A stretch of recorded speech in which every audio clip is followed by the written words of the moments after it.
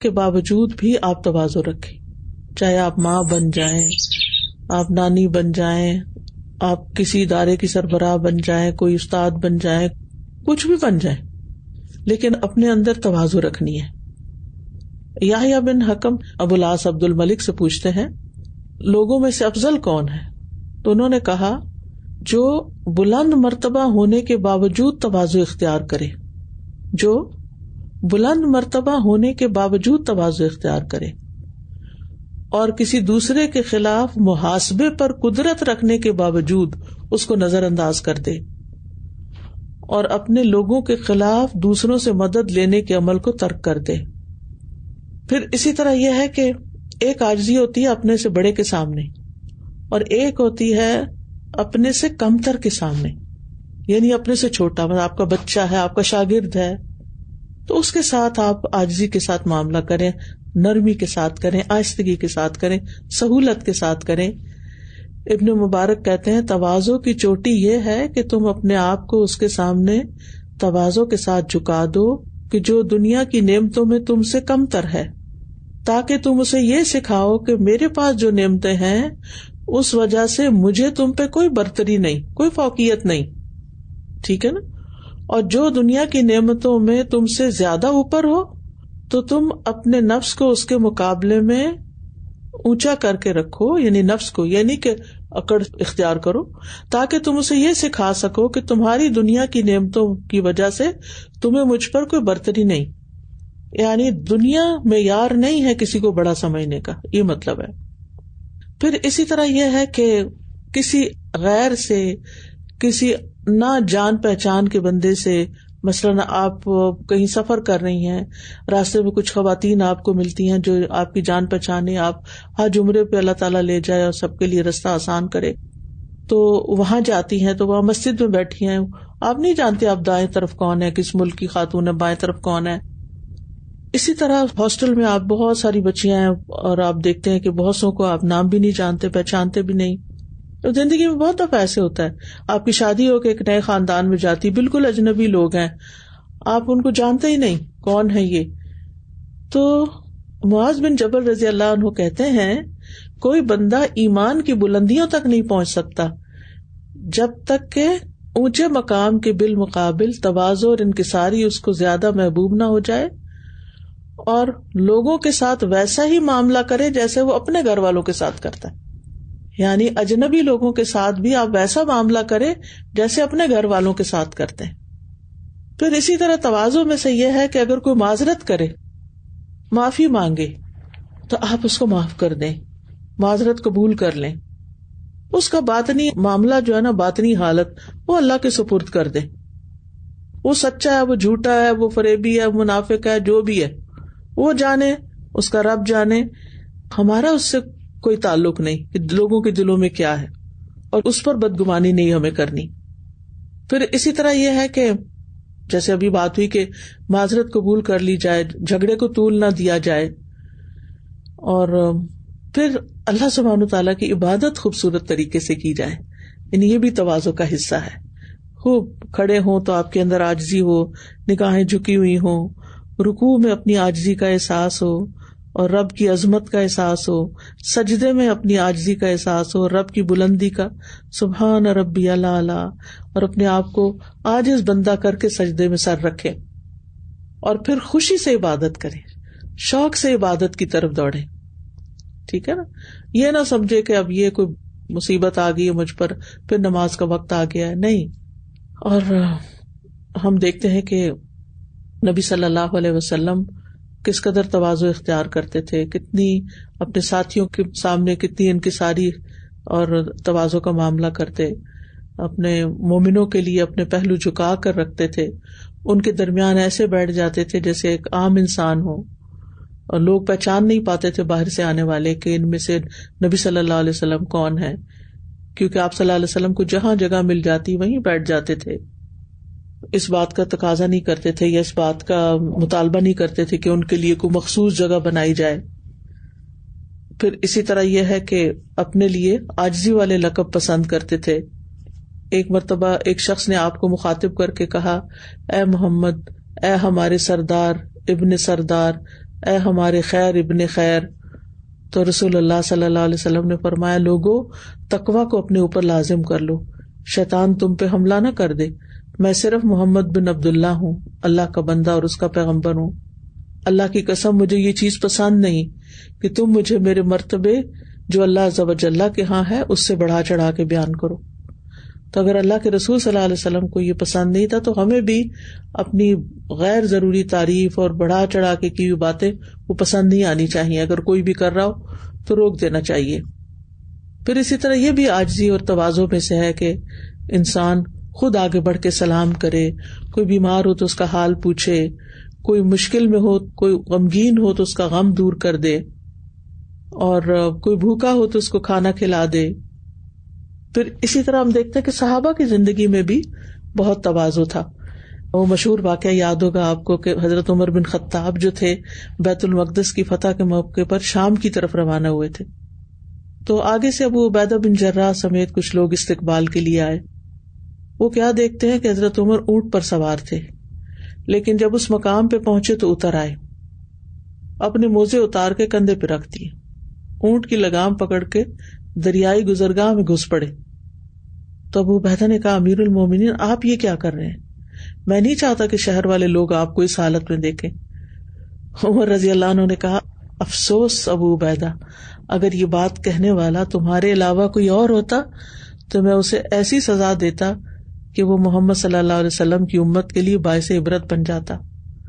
ہم ذلیل لوگ تھے, اللہ نے ہمیں اسلام کی وجہ سے عزت دی. اللہ تعالیٰ نے جن باتوں کی بنا پر ہمیں عزت عطا کی ہے, اگر ہم نے عزت حاصل کرنے کے لیے کوئی دوسرا انداز اختیار کیا تو وہ ہمیں ذلیل کر دے گا. اسی طرح ایک موقع پر حضرت عمر کے پاس صفوان بن امیہ ایک پیالہ لایا جسے کچھ لوگ ایک چوغے میں اٹھائے ہوئے تھے, تو حضرت عمر کے سامنے انہوں نے رکھ دیا. تو حضرت عمر نے کچھ مسکین لوگوں کو بلایا, لوگوں کے غلاموں میں سے کچھ غلاموں کو, اور ان کو اپنے ساتھ بٹھا کے کھانا کھایا. پھر اسی طرح صحابیات جو تھیں وہ بھی غربا مساکین کے ساتھ بیٹھنے کو پسند کرتی تھیں. ابراہیم بن ابی ابلہ کہتے ہیں کہ میں نے ام درداء کو بیت المقدس میں مسکین عورتوں کے ساتھ بیٹھے ہوئے دیکھا. یعنی جو غریب ہوتے ہیں, جن کے دل ٹوٹے ہوتے ہیں, جن کی حاجات ہوتی ہیں, ضروریات ہوتی ہیں, ان کے ساتھ بیٹھنا, ان کا دکھ درد سننا, ان کی تکلیف پریشانی سننا, یہ بھی بڑا ضروری ہوتا ہے. اور علماء میں سب سے زیادہ عاجزی اور انکساری والے وہ ہوتے ہیں جن کا علم زیادہ ہوتا ہے. جیسے کسی درخت پہ زیادہ پھل لگ جاتا ہے نا, وہ جھک جاتا ہے پھر. اسی طرح امام احمد بن حنبل کے بارے میں آتا ہے کہ وہ فقیروں کی طرف بڑا متوجہ رہتے تھے دنیا داروں کی بنسبت. ان میں بردباری بھی تھی, جلد بازی سے کام نہیں لیتے تھے, سکینت اور وقار ان پہ چھایا ہوا ہوتا تھا. عصر کے بعد سوال جواب کی مجلس میں بیٹھتے تھے تو جب تک کوئی سوال نہیں کرتا تھا تب تک بالکل خاموش رہتے. اسی طرح جب مسجد کی طرف جاتے تو اکڑ کے نہیں چلتے تھے, تواضع کے ساتھ چلتے تھے. یحییٰ بن معین کہتے ہیں میں نے احمد بن حنبل کی طرح کا کوئی نہیں دیکھا. ہم 50 سال ان کے ساتھ رہے مگر انہوں نے کبھی ہمارے سامنے اپنی کسی بھلائی پر فخر کا اظہار نہیں کیا.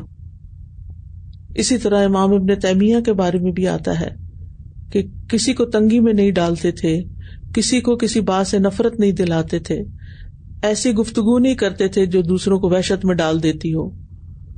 اور اگر کوئی ان کے ساتھ ایسے اکڑ پن کا مظاہرہ کرتا بھی, یعنی بازو کا سوال کرنے والے, تو کوئی مسئلہ پوچھتا تو اکتاتے نہیں تھے. ہمیں بھی دیکھنا چاہیے, بعض اوقات ہمارے اسٹوڈینٹس ہم سے کوئی سوال کر لیتے ہیں ایک سے دوسری دفعہ تو ہم بیزار ہو جاتے ہیں. یہ نہیں ہونا چاہیے. خندہ پیشانی کے ساتھ متوجہ ہوں, نرمی کے ساتھ بات کریں, اپنی نرمی کے ساتھ دوسرے کو نرمی سے بات کرنا سکھائیں. کھڑے ہونے میں, بیٹھنے میں, چلنے میں, سیڑھیاں اترنے میں, چڑھنے میں, ہر چیز کے اندر ایک وقار ہونا چاہیے, ایک سکینت ہونی چاہیے. تو میری دعا ہے کہ اللہ سبحانہ وتعالی ہمیں عمل کی توفیق عطا فرمائے, اور ہم نے جو کچھ سیکھا ہے ہمیں اس سے بھرپور فائدہ اٹھانے کی توفیق دے, کیونکہ اللہ کے بندے جو ہیں وہ متکبر نہیں ہوتے بلکہ وہ اللہ سبحانہ وتعالی کے سامنے اپنی عاجزی کا اظہار کرتے ہیں, بندوں کے سامنے تکبر کا اظہار نہیں کرتے, اور حق کو قبول کر لیتے ہیں, اور لوگوں کے ساتھ تعاون کرنے میں پہل کرتے ہیں. قرآن مجید میں بھی آتا ہے نا کہ اذلۃ علی المؤمنین، مومنوں کے ساتھ بہت نرم ہوتے ہیں.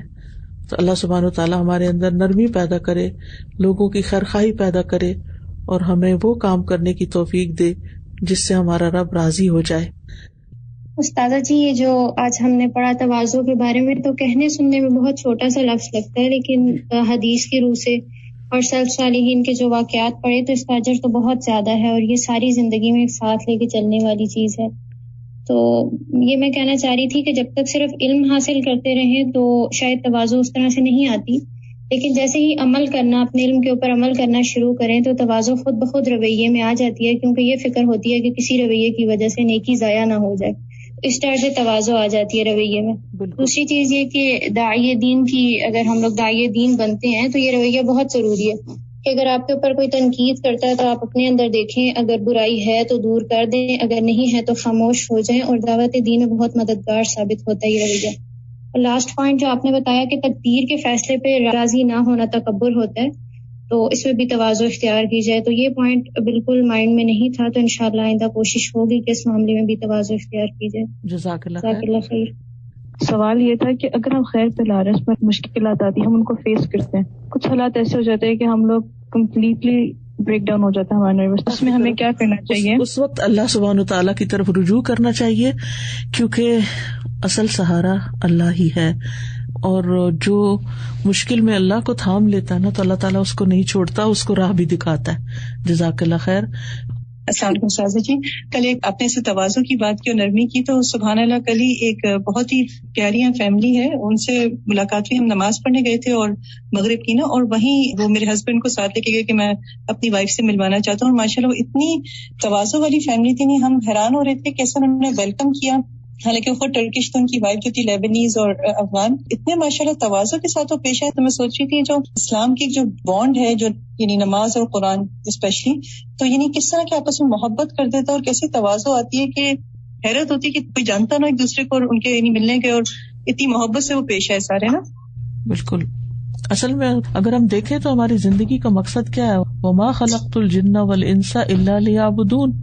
اللہ نے جن و انس کو اپنی عبادت کے لیے پیدا کیا، اور عبادت کا لفظ جو ہے وہ عبد سے ہے، اور عبد کہتے ہیں غلام کو، اور غلام جو ہوتا ہے وہ تمام انسانوں میں سے زیادہ تواضع کا سمبل ہوتا ہے، ہمبل ہوتا ہے.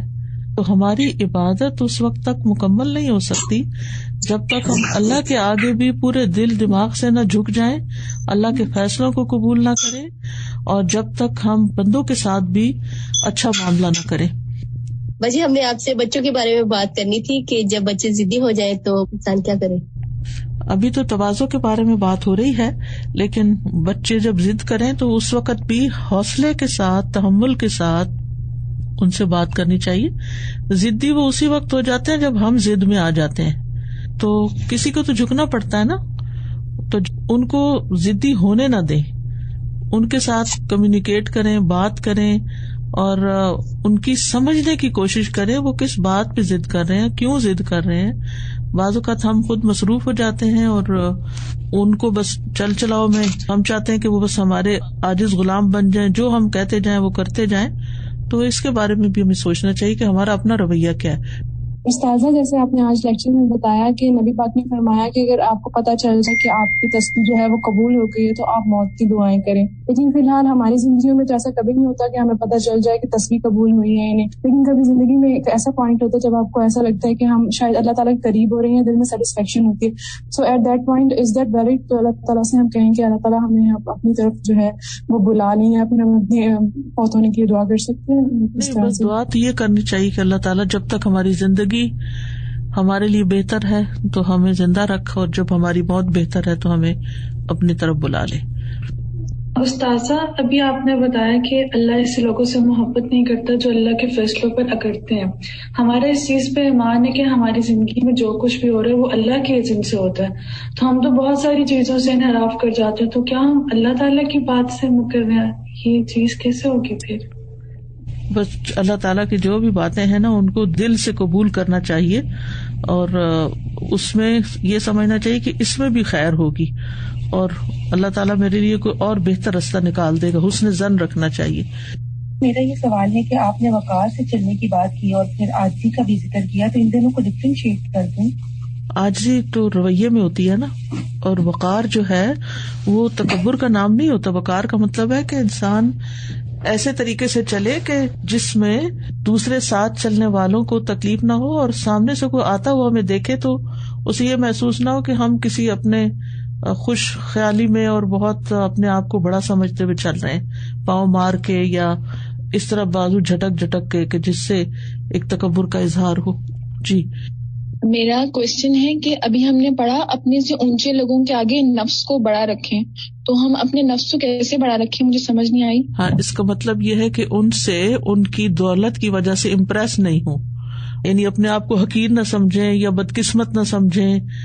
ٹھیک ہے، جزاک اللہ خیرن کثیرا. استاذہ، آج کا جو ٹاپک ہے عاجزی کے حوالے سے، یہ بہت خوبصورت ٹاپک ہے اور بہت ضروری بھی تھا ہمارے لیے. ایسے لگ رہا ہے کہ ایک ڈوز مل گئی ہے، کیونکہ جب ہم دین کی طرف آتے ہیں، دین پڑھنا پڑھانا شروع کرتے ہیں، تو شیطان اس راستے سے ہم پہ حملہ آور ہوتا ہے کہ ہم اندر ہی اندر خود کو بہتر سمجھنا شروع ہو جاتے ہیں دوسروں سے.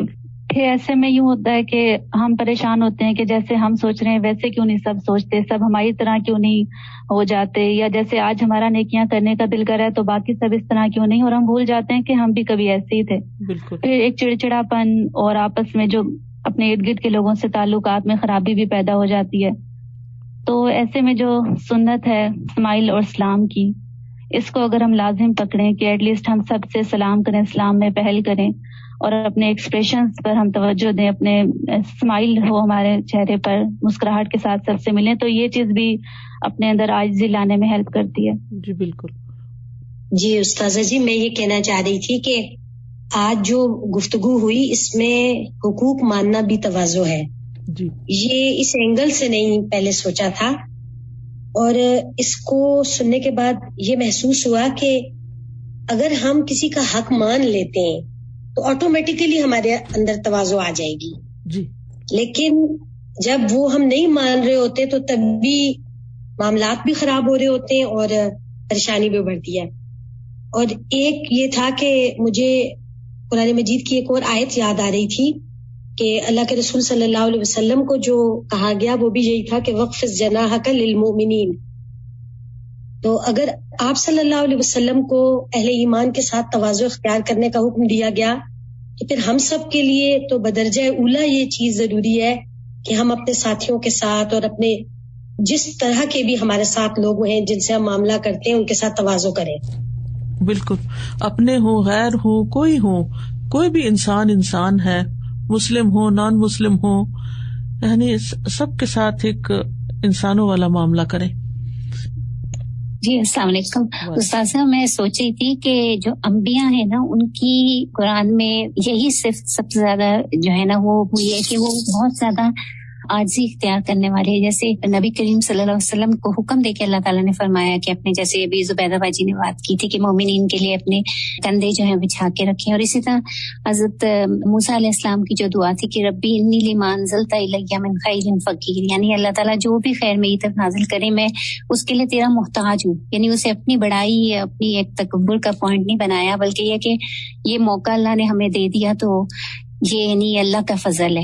اور اسی طرح آج صبح تلاوت میں سن رہی تھی کہ جب فرعون کی طرف بھی ان کو بھیجا حضرت موسیٰ علیہ السلام کو، تو اللہ تعالیٰ نے کہا کہ اس کے ساتھ بھی نرمی سے بات کرنا، ہو سکتا ہے کہ وہ اللہ کا تقوی اختیار کرے. کہ تو جب ہم ڈھیلے پڑ جاتے ہیں اور ہم یعنی اکڑ نہیں دکھاتے نا، تو خیر کی بہت ساری راہیں کھلنے کی ایک کرن نظر آتی ہے. لیکن جب ہم اننیسیسریلی سٹرن ہو جاتے ہیں اور اس طرح ہو جاتے ہیں تو پھر کیا ہوتا ہے کہ جیسے نبی صلی اللہ علیہ وسلم کے لیے بھی آتا ہے کہ اگر تم سخت دل ہوتے اور تشرو ہوتے تو یہ سب تمہارے ارد گرد سے جو ہیں وہ چھٹ جاتے نا. بالکل. جزاکم اللہ خیرن کثیرا. آپ سب کا بہت بہت شکریہ. اللہ تعالیٰ ہمارے اس وقت میں برکت ڈالے اور ہمیں بہترین کاموں کی توفیق دے. بارک اللہ فیکم. السلام علیکم ورحمۃ اللہ وبرکاتہ.